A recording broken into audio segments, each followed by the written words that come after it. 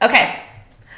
Welcome everybody to the show. I am your host, Mary Hyatt, and I am so excited that you are here today because today's topic is all about your relationship with your body image history. Did your mom hate her body too? And for those of you who maybe have never been to the show before, maybe you don't know who I am, I just want to say welcome. I'm so glad that you are spending a little bit of time with me today. And like I said, my name is Mary Hyatt. I am a life coach, an entrepreneur, and a presidential diamond with doTERRA essential oils.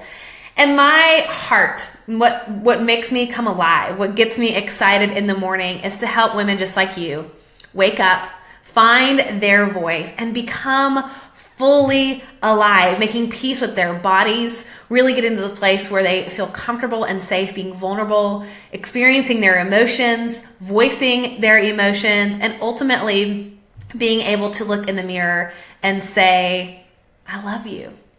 That would just be amazing. Can you imagine how much would shift if we as women could be able to do that? But let's go ahead and get started and start the show.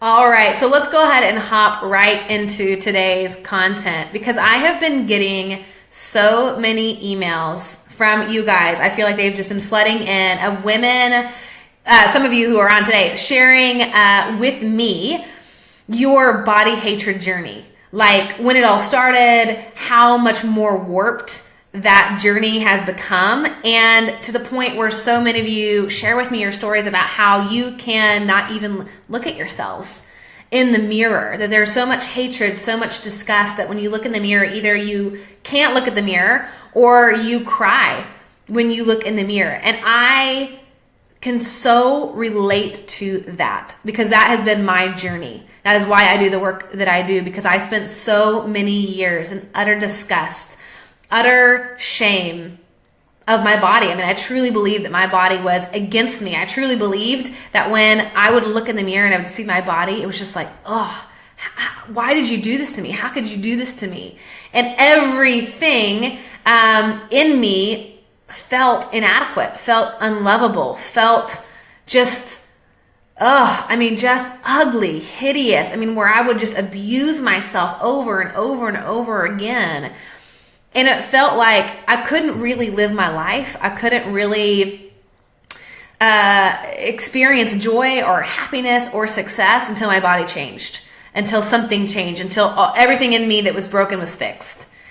And it was over a decade of a lot of depression, a lot of anxiety, a lot of living with this mask on, pretending that I was happy, and inside, I was suicidal. I know I've shared this with you guys before. I didn't want to be on this planet Earth. I mean, it was that strong. And when I think about that, I'm like, wait a minute. Hang on a second. You know, it's not like we just woke up at age 30 or 40 or 50 or 60 and decided to hate our bodies. Like, this is old. This is really, really old, and it can be argued even that it's ancient, generational, passed down over time to us. And here is something that I know. There is a moment that we all have that's called, or what I should say I call, the originating body shaming moment. Okay, so this is a moment when we went from not being aware of our bodies at all. You know, you think about as children, we aren't really aware of our bodies. We're able to have fun. We're able to play. We're just not even conscious that we are existing in a body. Like, it's not even a thought. Our bodies weren't good or bad. We didn't think about them. We just moved. Think about like coming out of the womb. Like no little baby's thinking like, oh, I've got all these rolls and that's not okay.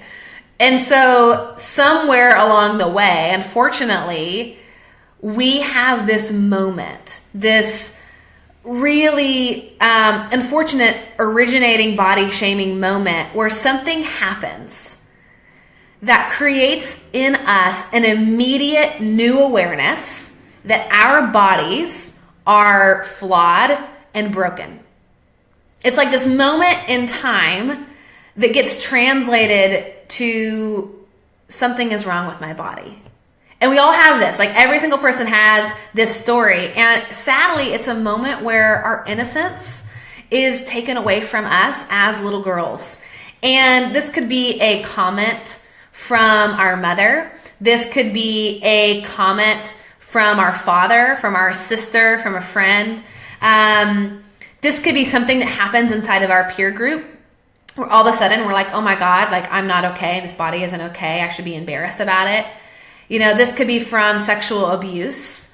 This could be from some kind of blanket statement that was made on a TV show. It could be something that as a kid you read in a magazine. But we all have this one moment. We all have this one moment. And that's what we're going to be talking about today. And it's almost like in that one moment, what gets translated is we believe that our bodies have turned against us. Like we didn't really know we really had a body.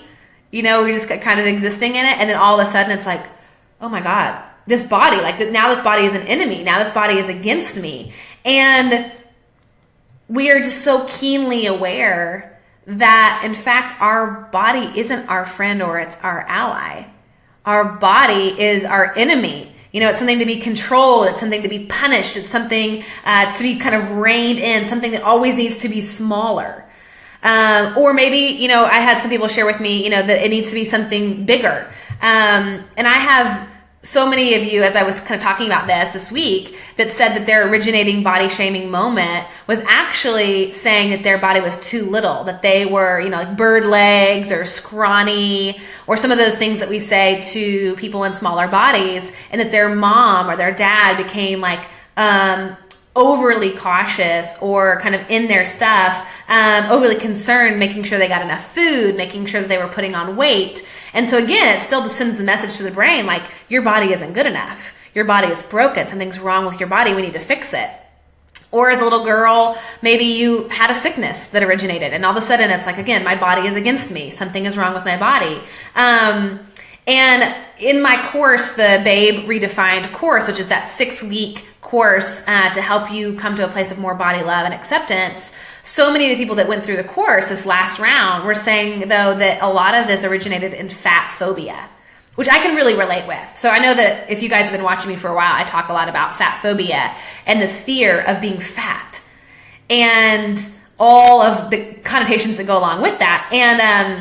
And so for me, for these, I'll share my story here in a second, but for the people in my course, they were saying like, okay, it was when my dad mentioned to me that something about my body, that my thighs are too big, or I needed to shave my legs, or I need to have my hair grown out. Or maybe it was an older sibling commenting on what they were eating and saying that they were eating too much. Or maybe it was watching beauty pageants. That's something I did as a kid growing up, like always watch beauty pageants with friends and their family, and everybody was like commenting on who was the prettiest, who they think would win a beauty contest that was just for beauty. Maybe one of the girls I remember in the course, she said, I remember looking at my mom and thinking like my mom was just so beautiful and like lovely, only to see her pick herself apart in the mirror and hate herself. We all receive these messages along the way somewhere. And so for me, my story, I shared this on Instagram the other day. So my story I shared was that I was in 5th grade and I was at a lunchroom counter and I was sitting, or not counter, but table. And I was sitting with a bunch of the other girls in 5th grade. And for whatever reason, everybody decided to go around and share how much they weighed. And it got to me and I shared that I weighed 100 pounds. And again, in my innocence, I didn't think anything of weight. I had no judgment whether that was good or bad. It was just, this is what I weighed. This was just what it was. And so I started to see all the other girls like get really uncomfortable. And everybody, what I realized is everybody was below 100. And so in 5th grade, for whatever reason, 100 pounds equaled fat, equaled, and our little sweet brains, we didn't even really know what that meant, but it wasn't good. It was scary. We needed to change it. We needed to fix it. And so my sweet friend, in her loving, dysfunctional way, she said to me, okay, my sister's on this cabbage soup diet, so let's get home and go on this cabbage soup diet. And that started this hamster wheel of thinking to myself, oh my God, like I am broken. My body needs to be fixed. And all I knew in that moment was that my body had turned against me, that I knew that I was flawed, that something must be broken. I was different and I'd better hurry up and kind of get back to being just like everybody else. And I was the one who was responsible for fixing it so that I could be loved. Now, I wasn't conscious, of course, I don't know, how old is that, 5th grade, 10 years old? I wasn't conscious of any of this going on, but that was the programming that was happening in that moment. And so think about this for a second.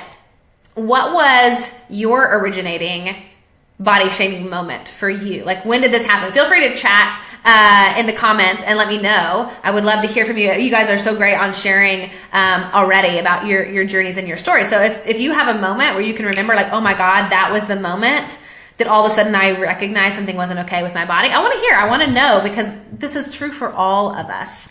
And I think the truth is we probably have a few of these stories, there's maybe not just one, but there's several. Once I kind of got into middle school and high school, y'all, I know y'all can relate, and if you can relate to this, I want you to type in a number 1 in the comments below. So type in a number 1 if all of a sudden in middle school and high school, you started dieting, you started watching what you were eating, maybe you started to work out more, because all of this body image stuff immediately got kind of attached to our attractiveness, our sexiness, our relationship to men. And for me, how much of my lovability as a teenager really depended upon my body. If I was going to be cool, if I was going to be popular, if I was going to get the popular boyfriend, if I was going to be accepted into the cool group, then I better freaking lose weight. Now, this had no bearing on whether or not I was healthy or not. That wasn't even the question. I was always healthy. I was always, healthy growing up. I played soccer. I loved that I was active, all those different things. And yet I still believe something was wrong with my body. So I want to know, type in a number 1 if you had that similar middle school, high school experience where all of a sudden your sexuality is coming into play, how you relate to men, and you're really aware of your body at that point. And that for me was when I started dieting. That's when I started drinking shakes as though they were meals. That's when I was getting up at 4 a.m., working out before school. That's when I started taking hydroxycut pills, which is basically speed. It was horrible. I was having migraine headaches because of everything. I would try anything because I just thought, okay, I have to be in a smaller body. Okay, Courtney, you're saying a number 1. Thanks for that. But it's vital that we kind of understand our own body image history so that we can kind of start to unravel this really tangled web of body shaming lies that control so much of our lives. Because when we're unconscious of where this starts, where it begins, we can't do anything to change it. And the hope is that as you begin to kind of unravel this, you start to realize oh, I am not broken after all. My body isn't the enemy after all. That at some moment in time, we were handed this lie and we gobbled it up, not realizing that it was poison. Not realizing that by believing that we were broken, that in our 20s, 30s, 40s, 50s, and 60s and onward, people who were on their deathbed, that we would still hate our bodies. We didn't realize that. We were sweet, little elementary school kids. We didn't know.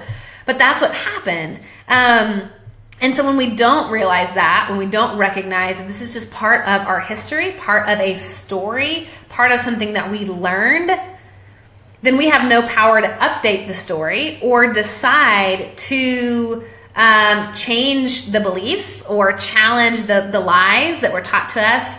And we kind of stay in this reactive state for the rest of our lives trying to fix ourselves.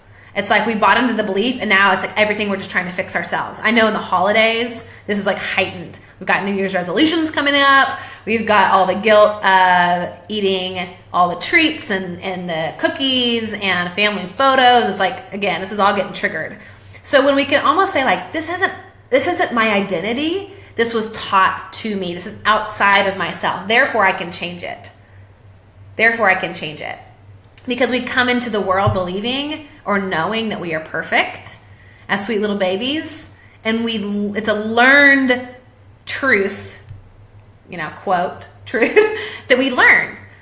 It's not innate in us. So the work is to get back to that original self. And when we keep wanting to fix ourselves, we keep dieting. We keep hating ourselves. We keep believing that we are broken. We keep chasing our lovability. But we have to realize that outside of our kind of originating body shame moment, there was also a body culture that we grew up in as well. Every single family has a body culture, and this can be formed from religious beliefs like modesty and what it looks like to be a woman, the roles of a woman. It can be fed by cultural stereotypes that are happening, during the decades when you were a child, the trends that were going on, the advertisements that were going on, and it generally shapes how we think about ourselves as women and how we think about our bodies. Okay, I want to get to some of these comments because these are so good. Okay, Lindsay, you said, I don't remember a time in my childhood that my mom didn't complain about or hate her body. It was and still is such a norm for me to hear, and that makes me sad now, especially being a mother myself. Yeah, who else? Let me ask you this question. For those of you who are watching, who else is a mother? If you're a mother, give me some thumbs, give me some hearts. And if you have daughters, let me know that too. I think that would be interesting to know. Julie said, not until I became single at age 49 and 8 pounds away from my highest weight and attempting to do online dating.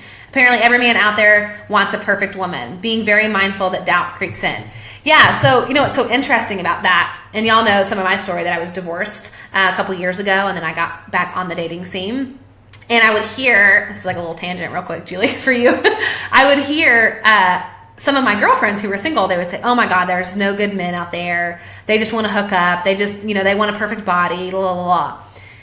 And I had to really consciously pause and tell myself, if I believe that's true, that every man wants a perfect woman, then I'm screwed. Because I'm far from perfect. I'm curvy. I have lost and gained, over 100 pounds. I have stretch marks. I have loose skin, all those different things. And so the idea that I had to fix myself or be perfect before I could date or be with a man who loved me would have robbed me the opportunity to be in a healthy, loving relationship. So I just want to encourage you that is a belief that you can switch on and off and choose to believe something more empowering about yourself and about the fact that there are wonderful men out there who love all kinds of different body types and that will be attracted to you and will be available to love you. So, side note, that was, that's for you, Julie. Okay, Whitney said, me, daughter listening with me, Abigine, baby girl. Lindsay, you have 2 sons. And so all this to say, we have this body culture that we live in as children that really shapes how we think about ourselves and how we think about our bodies. And I just want to reiterate that you didn't just wake up today hating your body. You didn't just wake up today. I mean, this is old. This is learned. And the good news is anything that you learn can be unlearned and shifted. That's the good news, because it's not actually part of your identity. You're actually not disgusting and gross, and you actually don't need to lose weight. You actually aren't ugly.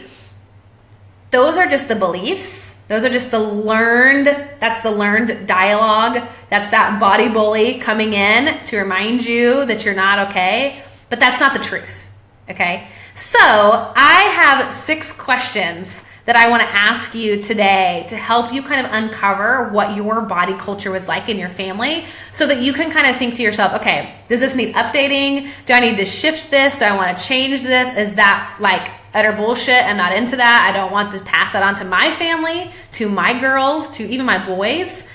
Boys, this is just as important for little boys to learn as well, because they're going to start seeing women and expecting things from women in the way that we see ourselves and expect from ourselves. Okay, so this is huge. This is the big stuff. Okay, so here are my 6 questions so that you can begin to have some more acknowledgement and awareness around this for yourself. So the first question, I already asked this, and I encourage you to maybe take some time and journal these, is what's your body shaming moment? That moment where you remember that your body wasn't good enough. Think about this for a second. What happened? Who was there? What subconscious messages did you come away with? What was your reaction to the judgment you received? So identifying what was that moment for yourself, like for me in the lunchroom, when I all of a sudden recognized that hang on a second, my internet's going out. When you start to recognize like, hey, wait a second, this is not okay. When did you start to realize that? And then what happened? Hang on just one second. My internet is giving me problems. So let me grab this. Okay. So let me just see if this is working. Sorry guys, technical difficulties. It's a rainy day here in Nashville. Okay, I think this is working, but I just want to make sure that we're not going in and out. Okay. Sorry, if you guys can hear me loud and clear, let me know. Oh, man. Okay, sorry about that. I'm not sure what is going on here on my connection.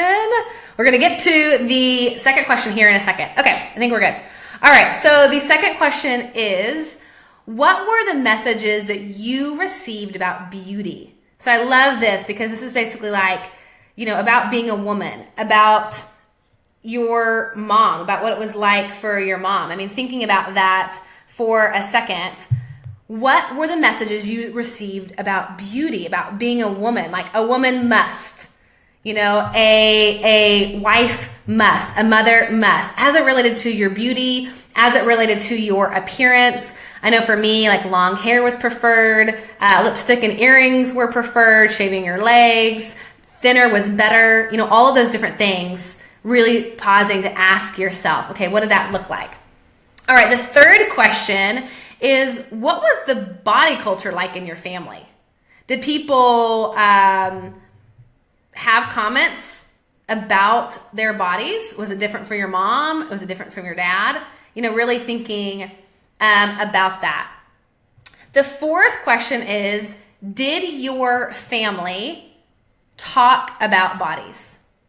Did your family talk about bodies? This would be really important. And I'm so sorry. I'm just trying to work on that connection. It keeps going in and out.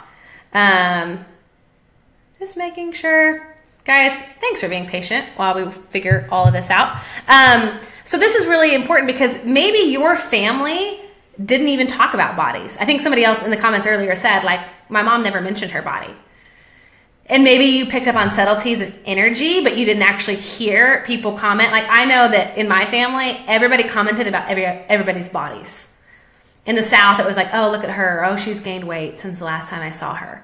I was just thinking about that kind of, that dialogue that happens inside of your family. Did your family comment on other people's bodies? Okay, the fifth question is, did your family talk about food? Did they talk about food? Like, did they talk about foods that were good, foods that were bad, what it looked like if you were being healthy, what it looked like if you were being unhealthy? Was there anything charged surrounding food? And this is a really important question, I think, because it leads into the final and sixth question, which is, did your family talk about diets? Just think about that. Like, did your family talk about diets? Because Denise, you're saying absolutely. Abba-Jean, you're saying not openly. Brittany, you said, yeah, it was annoying. And Julie, you said, got very different messages from grandmothers than my mom. Yeah. Think about, I like that you're bringing in that point of the grandmothers. Like my grandmother was in a larger body, and she would always hide food. She would always reward herself with food. It was like this very dysfunctional relationship with food. And we have to start to think like, okay, where was the diet culture getting into our heads? How early did that start? Did I have to finish my food? Did I have to have the clean plate club?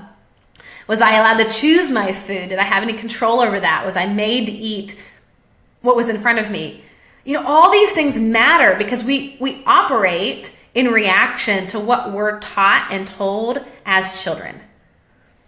And so it's really, it's just like crazy. Abhijini said, yes, diets constantly.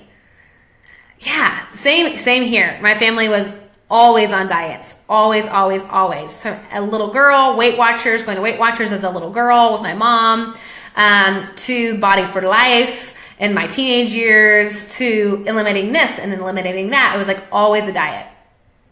And thankfully my family has come into more intuitive eating, which is lovely, but growing up, those messages, before we can filter, before we can choose whether we want to believe that or not, like that's what got into my mind. So we want to take a look at our body image history so that we realize that we're not the ones who are the problem. Like it's not our fault that we're always feeling like we're not good enough, that we're always feeling like we have to diet, that we're always feeling like we're flawed in some way, and that we can begin to see that this is not something that we have chosen, but rather that we have been taught.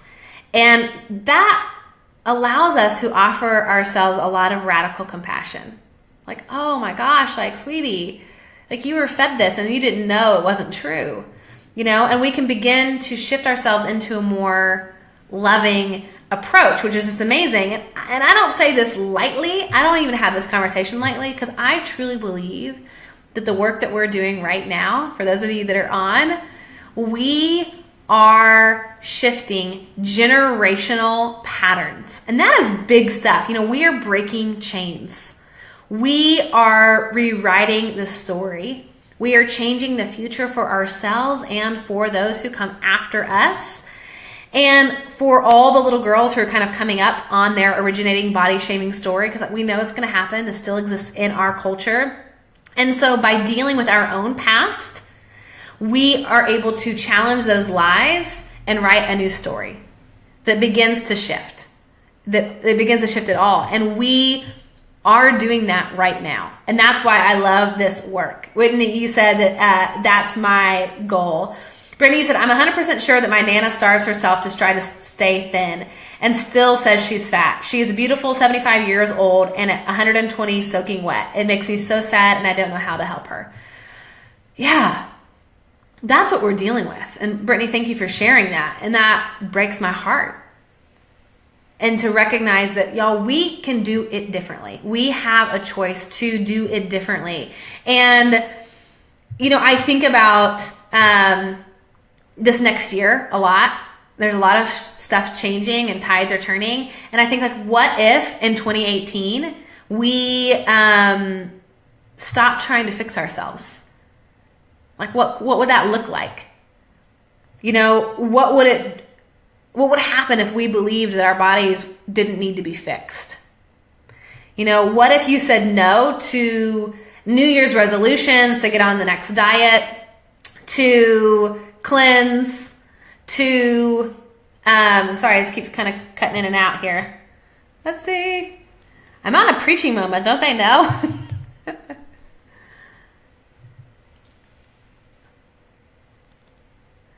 I don't know why. Sorry guys, I'm trying to work on the internet here. Why? Okay. Let's see if I can get back to my preaching moment. Okay, there we go. I'm like, what is going on? Okay, so what if we didn't feel like we needed to reset, to cleanse, to diet in the new year? Like, just imagine that for just a moment. Like imagine, what if 2018 was the year you loved yourself? Just think about that for a hot second. What would it be like if in 2018 you decided to love yourself? That is what I want for all of y'all. And I just want to say, I know, Brittany, you were like, how do I shift this even for my grandmother? And of course it starts with us. It starts with you. And I am really excited to tell you that I can help you with that. That's what I do. That is what I'm so excited to talk to you about, because I am launching my Babe Redefined course the first week in January.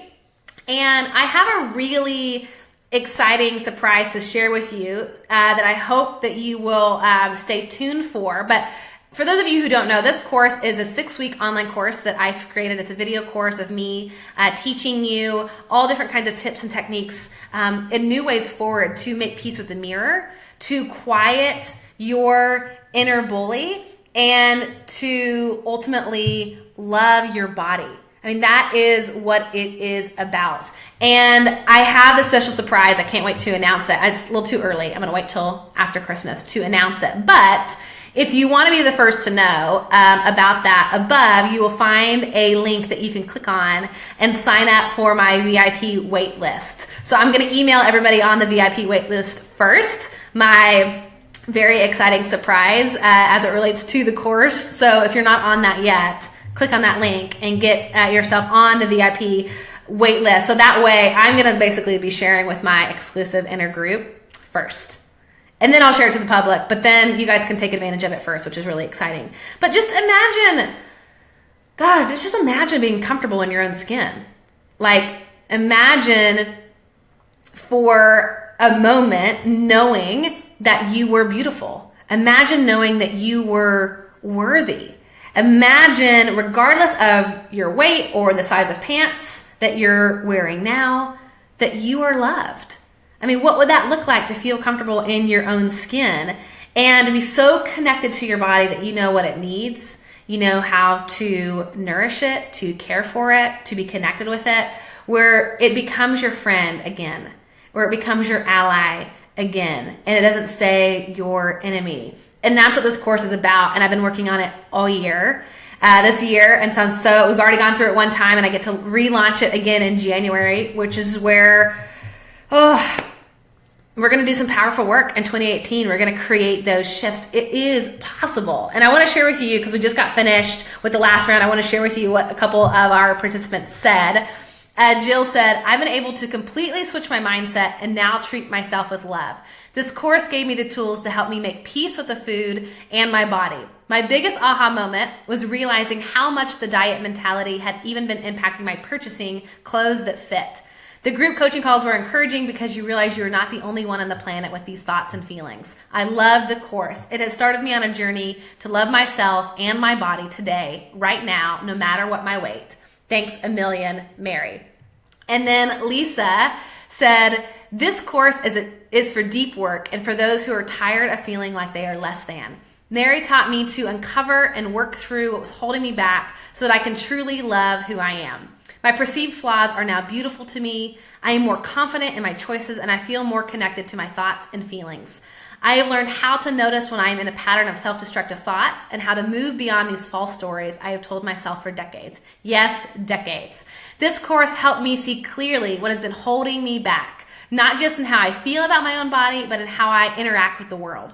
The weekly calls created a sisterhood of understanding. I always felt safe, encouraged, and heard. Watching Mary's live coaching during the calls was seeing a master at work. And so I just want to encourage you to get on that wait list so that you'll be the first to know when we launch, and of course my special surprise as it relates to this course, because I want you to have a different 2018 than you had in 2017, where you move out of hatred, out of shame, where you rewrite the culture, your body culture now as an adult, for yourself, for your family.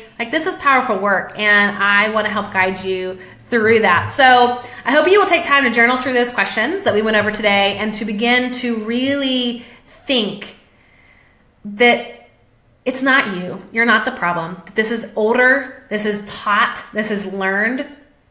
And that you can begin to shift and that you can begin to change it and to rewrite a new story. So I hope that you guys have a lovely, beautiful, very Merry Christmas, happy holidays. And I will see y'all next Wednesday, 1 o'clock Central, right here. And of course, in the meantime, make sure to sign up for the VIP waitlist right now so that you're the first to hear about my special announcement and when we launch this course. All right, y'all, happy holidays, Merry Christmas. Until next time.